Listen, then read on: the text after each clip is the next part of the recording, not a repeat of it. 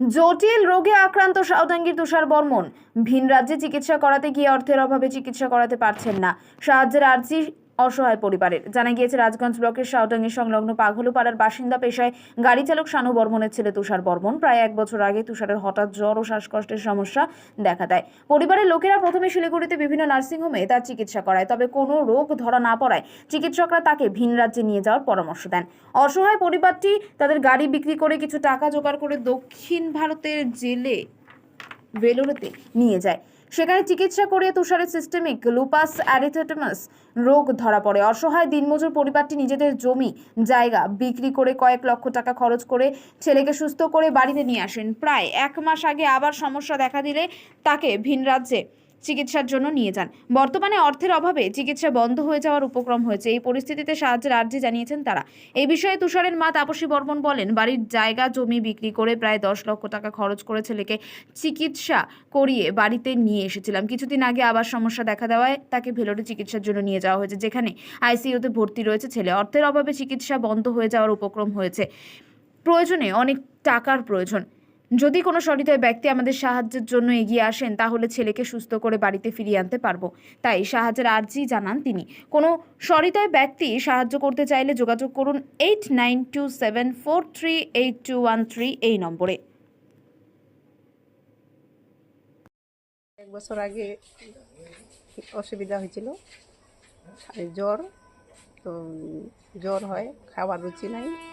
তারপরে ডাক্তারের কাছে নিয়ে যাই। তারপরে ডাক্তার নার্সিংহোমে ভর্তি করাইলাম, ছিল ওখানে কতদিন। তারপরে ডাক্তার তো কী কী রিপোর্ট করলো না করলো ওরা দেখতেছে, ধরতে পারতেছে না। তারপরে তো সানরাইজে এসে করে দিল, ওখানে ভর্তি করাইলো। তখন ওখানে ডাক্তার বলতেছে বলে সে বাইরে নিয়ে যেতে লাগবে। তারপরে তো বাইরে নিয়ে গেলাম। বাইরে নিয়ে যাওয়ার পরে তারপরে ওখানে রোগটা ধরা হয়। এসএলই কী রোগ হয়েছে? পেটের সমস্যা? এসএলই এসএলই রোগ হচ্ছে। তো এসএলই রোগের জন্য মানে শ্বাসের সমস্যা হয়। তারপরে আইসিইউতে ভর্তি আছে। তারপরে 3 দিন করে নিয়ে আসলাম বাড়িতে। নিয়ে আসার পরে অনেকদিন সুস্থ ছিল, 1 বছর মতন সুস্থ ছিল। আবার দিয়ে গেছেন? তারপরে হঠাৎ করে আবার মানে রোগটা দেখা দেয়। কত টাকা খরচা হয়েছিল প্রথমবার যখন গেছিল? প্রথমবারই তো আর 10 লাখের মতন খরচা হয়েছে। এত টাকা কীভাবে জোগাড় করলেন? এত টাকা জোগাড় করলাম, আমাদের জমি টমি সব বিক্রি করে দিয়েছি। তারপরে সবাই দিছে, গাড়ি টাড়ি ছিল সব বিক্রি করে দিছি, লোয়ার দিয়ে নিয়ে আসলাম। ঠিক এখন ছেলের অবস্থা কেন? আমার শরীর খারাপ হয়েছে। এখন আবার ছেলেটার শরীর খারাপ হয়ে গেছে, এখন আবার নিয়ে গেছি। এখন কোথায় আছে? এখন সিএমসিতে ভর্তি আছে, সানরাইজ সিতে ভর্তি আছে, ভেলোরে ভর্তি আছে, সিএমসিতে আইসিইউতে ভর্তি আছে। টাকার অভাবে চিকিৎসা করতে? টাকার অভাবে এখন চিকিৎসা করতে পারতেছি না। এখন কী চাইছেন? সাহায্য চাইছেন? এখন সবার কাছে সাহায্য চাচ্ছি, সবাই যদি সাহায্য করে তাহলে আমার ছেলেটাকে সুস্থ করে নিয়ে আসতে পারি। আপনার বাড়িতে কে কে আছে?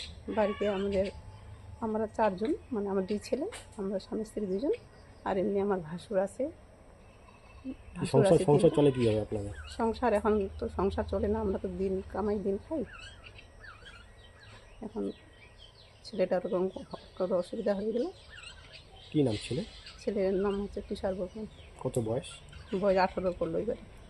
ডাক্তার কী সমস্যা বলছিল? কী সমস্যা হয়? ডাক্তার বলছে সমস্যার কথা হয়েছে এসএলই রোগ হয়েছে। ওটা কী সমস্যা দেখায়, কী বুঝতে পারছেন? মানে শ্বাসের সমস্যা হয়, ব্লাডটা থাকে না শরীরে। কী নাম আপনার? আমার নাম তাপসী বর্মন। আপনার স্বামীর নাম? শানু বর্মন। প্রায় 1 বছর আগে হঠাৎ করে ওর শরীরে রক্তের অভাব দেখা দিল। তারপর আমরা শিলিগুড়িতে ভর্তি করালাম, শিলিগুড়ি ওই মাতৃসেবা সদনে। তো ওখান থেকে ওরা তো প্রথমে বুঝতে পারতেছিল না যে কী রোগ হচ্ছিল। তারপর ওখানে একটা মোটামুটি ট্রিটমেন্ট করার পর 30-35 হাজার টাকা দিয়ে খরচা করার পর ওরা রেফার করলো যে ব্যাঙ্গালোরে নিয়ে যাও যদি ওদিকে কিছু হয়। তো ব্যাঙ্গালোরে আমরা গেছিলাম ভেলোরে। তারপর ওখান থেকে প্রায় 8-10 লাখ টাকা খরচা করলাম। করে ওরা একটা রোগ বললো যে ওই রোগটার নাম এসএলই আর কি। তো ওটাতে আর কি কী হয়, শরীরে রক্তের অভাব দেখা দেয় আর কি।